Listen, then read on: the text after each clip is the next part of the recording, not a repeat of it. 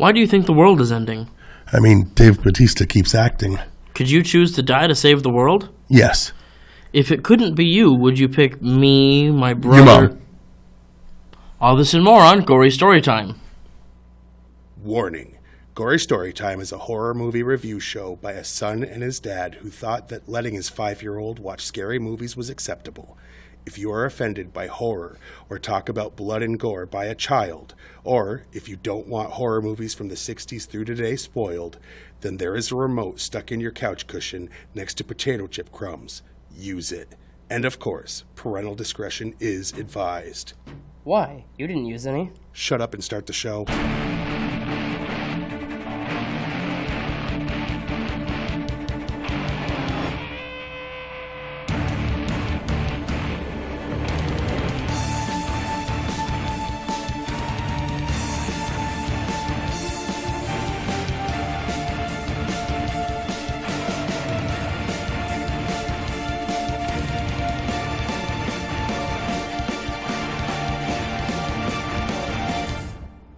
Welcome to Gory Storytime. I'm your host, Jason. I'm his co-host and father, Craig. And this week, since we don't have a set of 4 that we're doing, we might do a couple of new releases. We're not going to do 4 new releases. It's just not. But what we are going to do is at least 2 that were on our list of movies to be released this year. In the next couple of weeks, we're going to do that. Anyone that watched the episode knows this was movie, one that we raved about. I mean, we literally said it was the one we were looking forward to the most. I think it's the one we used the trailer for? Yeah. And it was the one that I think we both said we were most excited about. So,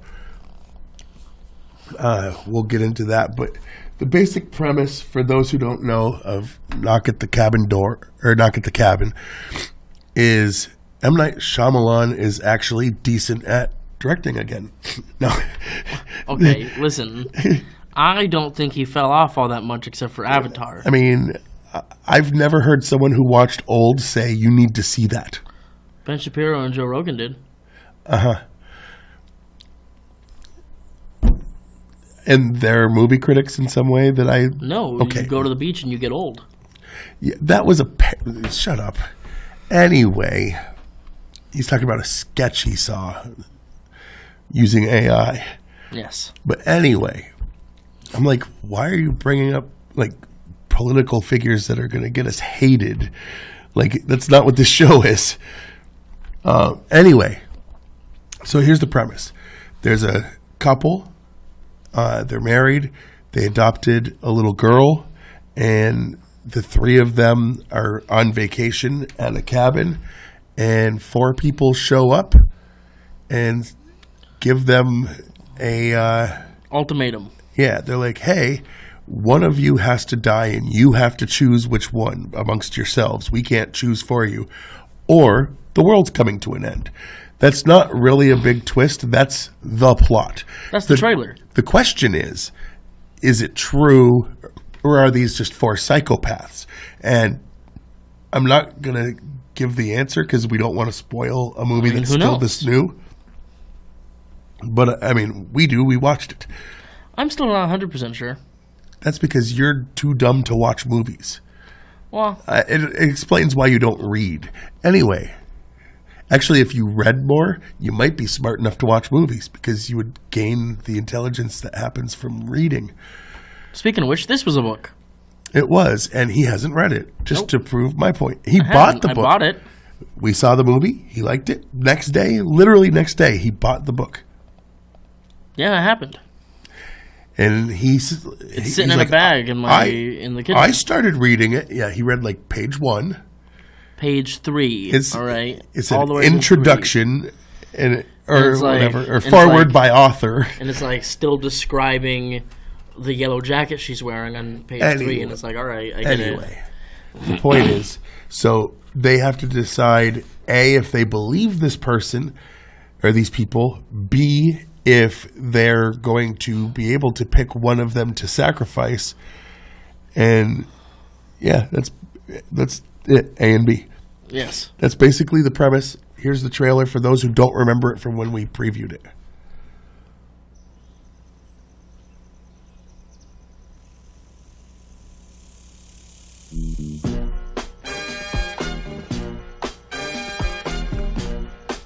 Are we gonna sing along? Yes, of course! I wanna put on my boogie shoes. Yeah! I wanna put on my boogie shoes. Boogie with you.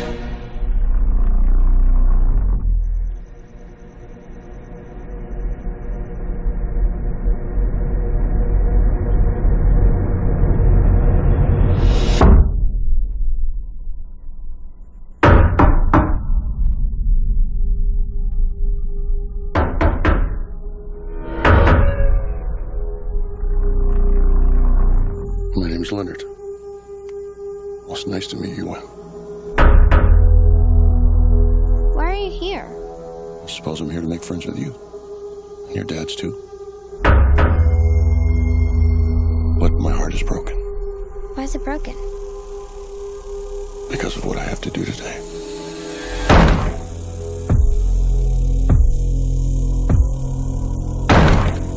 There is a woman carrying something that looks like a pick with a chain and a mallet in it. You see, the four of us have a very important job to do. In fact, it might be the most important job in the history of the world.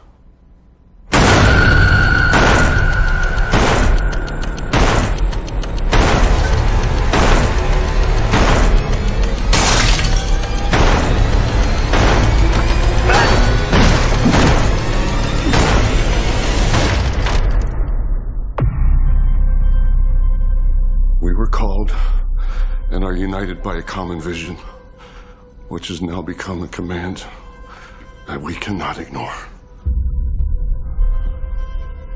The four of us are here to prevent the apocalypse. Your family has been chosen to make a horrible decision. If you fail to choose, the world will end.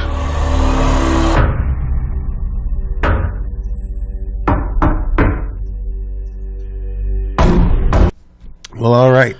See, and we saw that trailer at Christmas time. And couldn't wait to go see the movie. Immediately we were sold. I saw it, what was it, day 2? Something like that, yeah. We were hoping to get it locally, didn't, so we went to Keene. But anyway. Before we get into the behind the scenes and, our favorite and least favorite scenes and The reason we're really here is to make money. Well, we like money. And how do we make all this money that we supposedly are getting? Greed. No. By selling out. Boys and girls, if you want to make money, sell out. That's the way to do it. Have no conviction. No. Anyway, that's actually not good advice. But this week, we sold ourselves to these big corporations to make our piles and piles of pesos. Oh, they paid us in pesos pesos again. Yes, I know. It's the conversion rate is so low. Anyway, this week, Gory Story Time is brought to you by Choices. It's a book that gives you multiple options for a situation, and you decide what you would do. Alone or with friends, this book will make you think. None of the answers are good, so it's always choosing what you consider the lesser of two evils. Here's an example from the book. Would you rather sleep with the most disgusting person you work with and nobody will ever know, including that person, or would you not would you sleep with them would you sleep with them and no one would know, or would you not sleep with them and everybody, including them, would be 100% sure you did? No matter what you did, no one would ever be convinced you didn't. I will say I've talked to men and women about that, and there's usually a different answer depending on the gender. Yep. Anyway, Choices available now. Volume 2, more choices coming soon. And by My Little Apocalypse Toys. Play out the end of the world with My Little Apocalypse toys. Many toys are available, including the 4 Horsemen, 4 Horses, 7 Scrolls, 7 Seals, the Beast action figure, many people who weren't taken in the Rapture, and more. Coming soon, the Jesus Reigns playset, each sold separately. Absolutely. All right. Now let's get into what Jason likes to call the meat and beef of the show. Or as I like to call it, the meat and beef of the show. Anyway. I'll go first. All right. Knock at the Cabin will be shot on 35mm film. Shyamalan and his cinematographer, Jaron Blaski... It says will be, but was. Used lens from the 1990s to give the film a classic 90s thriller look. I get it. Dave Bautista was cast after M. Night was impressed by his performance in Blade Runner 2049. I didn't know that anyone was impressed with Blade Runner 2049. At the premiere, in some cinemas, at the entrance, the spectators were asked to give up something they cared for. They cared for the entire duration of the film, in exchange for a gift at the end. If you chose yes, then your smartphone was bagged and sealed. By handing over the still sealed envelope at the exit, you received a nice prize. The initiative read, "Make your choice." You would give up one of the things you care about most for the duration of the film. Prove it, your sacrifice could be rewarded. That would have been pretty cool, because you shouldn't be on your phone during the movie anyway, so who cares?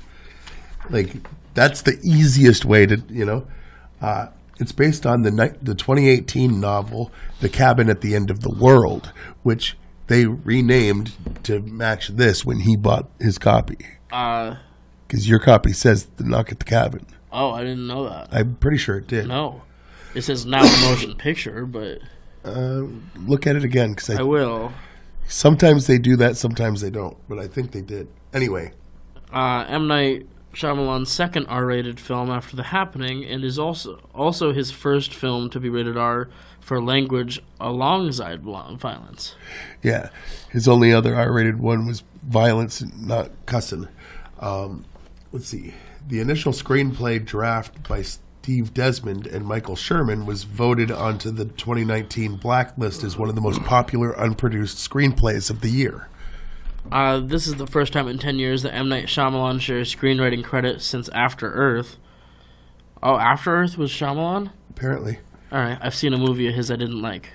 Well, cinematographer Jaron Blaski, yep. Best known for his collaborations with director Robert Eggers, previously worked with M. Night on the series Servant. Knock at the Cabin is Shyamalan's first film since 2016, not photographed by Mike Gaiolakis. At the 37-minute and 40-second mark, M. Night has a cameo on an infomercial selling an air fryer. Which we saw immediately. He does a cameo in almost every single, if not every single movie. I think it's every one of his movies, yeah. He kind of does that the way Stephen King ends up in a lot of his movies, not all. And what's his name? Alfred Hitchcock used to do that. Oh, yeah. Anyway. Stan Lee used to do that. Well, Stan Lee was brought in. He didn't direct them. This was M. Night Shyamalan's second movie since Unbreakable to be filmed in Panavision. Okay. Nikki Amuka Bird and Rupert Grint previously worked with Shyamalan. Amuka Bird was in Old, and Grint was in Servant. The fourth M. Night Shyamalan film, not scored by his longtime collaborator James Newton Howard, though he expressed interest in working with Newton Howard again in the future. This time the score was composed by Herdis Stefansdottir. All right. The release was originally set for February 17th, before being brought forward by 2 weeks as to avoid competition with Ant-Man and the Wasp. Quantumania. Yes. Knock at the Cabin premiered in New York City at Rose Hall, January 30th, 2023. The film was theatrically released on February 3rd, 2023 by Universal Studios. Pictures. That's the one. Studios is the place. Yeah. In 2023, Jonathan Groff set to star with Rupert Grint's Harry Potter co-star Daniel Radcliffe in the first Broadway revival of Stephen Sondheim and George Firth's Merrily We Roll Along.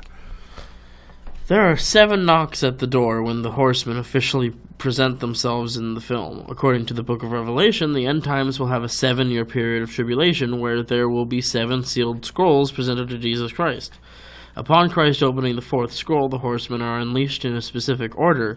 The first horseman, Conquest, rides a white horse. Leonard wore a white shirt and was the leader of the 4. The second horseman, War, rides a red horse. Rory wore a red shirt and had red hair, and was aggressive. The third, Famine, on a black horse. Adrian wore dark clothing and had a passive and nervous personality. The last horseman is Death on a pale horse. Sabrina wore a pale yellow blouse and was furtive and desperate. Yep. Roughly 30 minutes in, the characters are watching a news broadcast of a strong earthquake in the Pacific off the United States western coast. The broadcast used was real satellite footage from the 15th of January 2022, when violent underwater eruption of the Hunga Tonga Hunga Hapai. The eruption was so immense, the shockwaves traveled around the globe at least twice and was heard or sensed as far as New Zealand, roughly 2,382 kilometers away. Roughly an exact number. Well, during one of the news reports, the Scottish reporter uses the term parking lot. This term is not used in Scotland nor the UK. Instead, they use the term car park. and this is just a little bonus for anyone that sat through the credits. At the very end, you hear the sound of knocking on a cabin door. And lastly, Rotten Tomatoes is a thing that exists.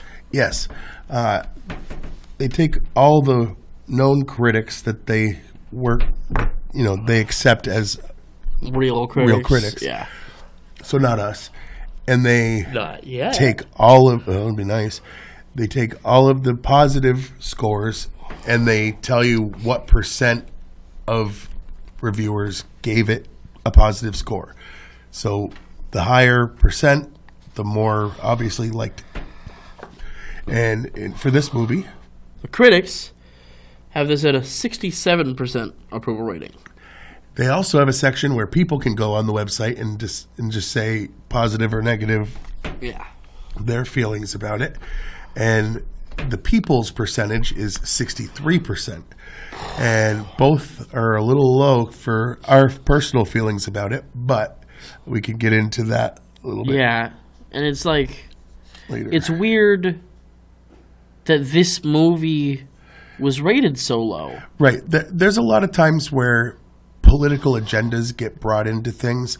And honestly, the fact that there was two men that were married and adopted an Asian girl, you would think that's the type of thing that critics usually eat right up. Yeah, they like that because it tends to be seen as progressive. And all of Jordan Peele's movies are rated high.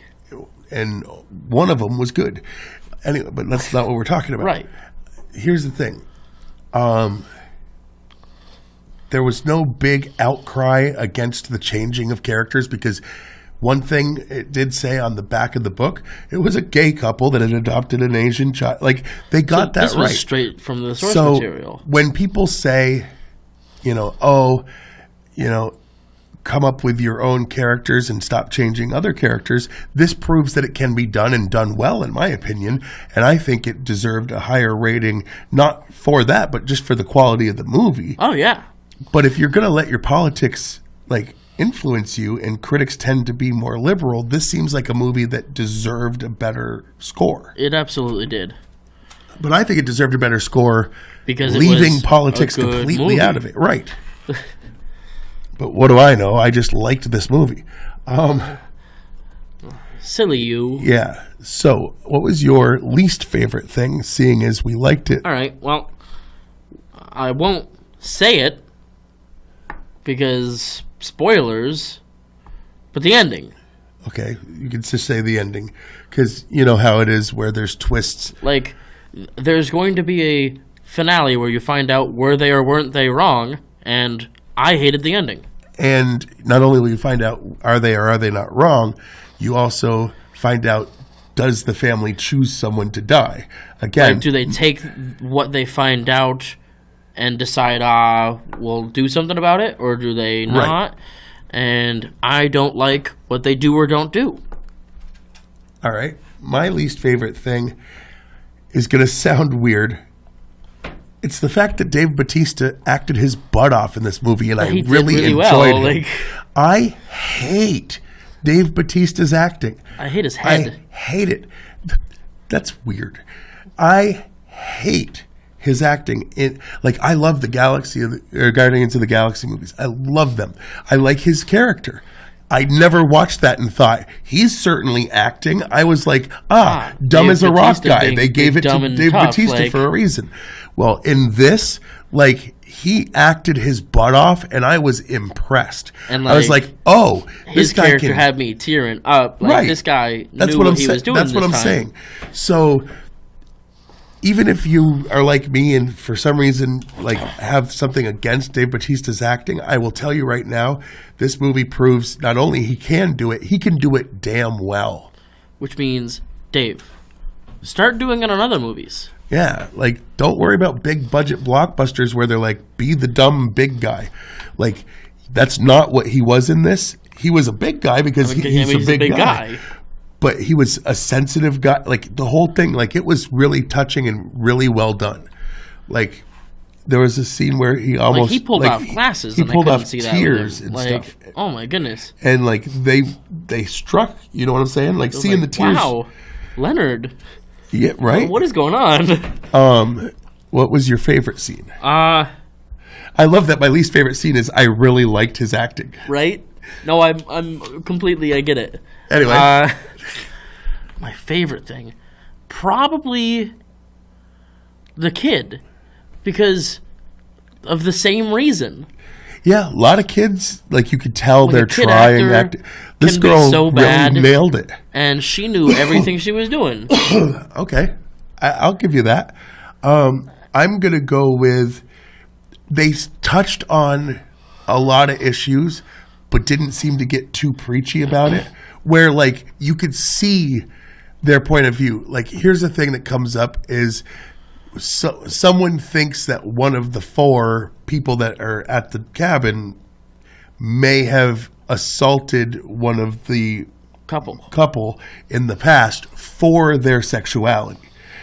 And I'm not going to say if it's true or not. But someone makes that accusation. Hey, that's the person that beat me up. But they touched on stuff like that in a real way, and it didn't sound like they were preaching. They were just in this world, it would make sense that these people had these experiences. Something that came up was, why us? Right. And their And they were trying to explanation find... was love is love. Love is a strong thing in the universe. So Right. maybe your pure love for the little girl and each other. Maybe it's just the strength of your love. It was really good to see where, they touched on topics that you have to because of the situation. But they did it in a way that was Perfect. Yeah. They didn't overdo it. They didn't exaggerate. In was a way just that is better than 67%. Yeah, it was believable. That's the thing. The whole thing was believable. I mean, Critics get on my nerves. All right. So that's it for that. What would you rate it on a scale of 1 to 10? I think I'm going to give this movie a 10. I won't. No. I'm going to give this movie a 9 That's because what of the ending. I'm going to go with a 9, not because of the ending, but because I was hoping for more scares, because they definitely made it seem like it was a horror movie.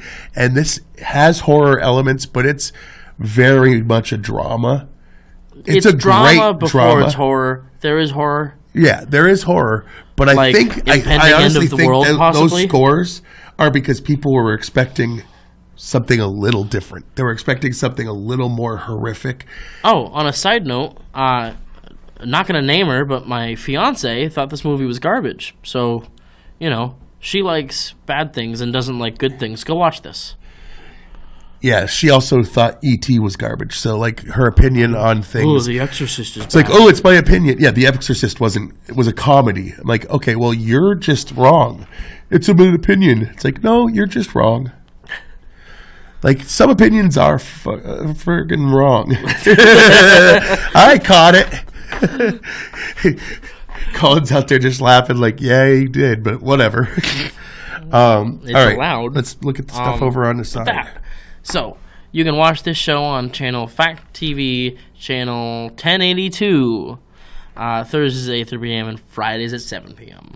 You can check us out on Facebook, and when I say us, I mean check out Gory Storytime. Give us a like. We've got quite a few people following, but I also mean Fact TV. Give them a like because now it's two communities. It's us and Keen. And everything in between. Well, not everything in between. Nobody in between. But the point is, there's a lot of stuff being filmed and put out there by Fact TV at this point, and you should check out some of it. We're playing in the city. Some of it's good. Yeah, we're good. Anyway. Watch us. You can go to fact8.com and watch a bunch of the back episodes of this because we're awesome. And you can watch a bunch of the other pieces of entertainment, the thousands of hours of entertainment that these guys have. You can check us out on the Twitter. I am at Craig Jakes, all one word, all lowercase. I'm at Jiggly Firmbrain. I only tweet things that I find funny that he says, in or out of context, usually out of context. And check out my YouTube channel. All you have to do is type in Gory Storytime. It'll pop up. What else will pop up? Fact TV's channel. Yes. Give them both a like, both a subscribe, smash that notification bell, whatever, blah, blah, blah. Just get eyeballs on this stuff. That we do it for free so that people can see it. You know? We want to entertain. Yes. And the more people that see it, the more chances we are entertaining someone. Indeed, indeed. All right. And I swear there's probably still a theater out there milking this movie for its money. So go see it. If you can. It's worth the money. Until next week, I've been your host, Jason. I'm his co-host and father, Craig, and sweet dreams.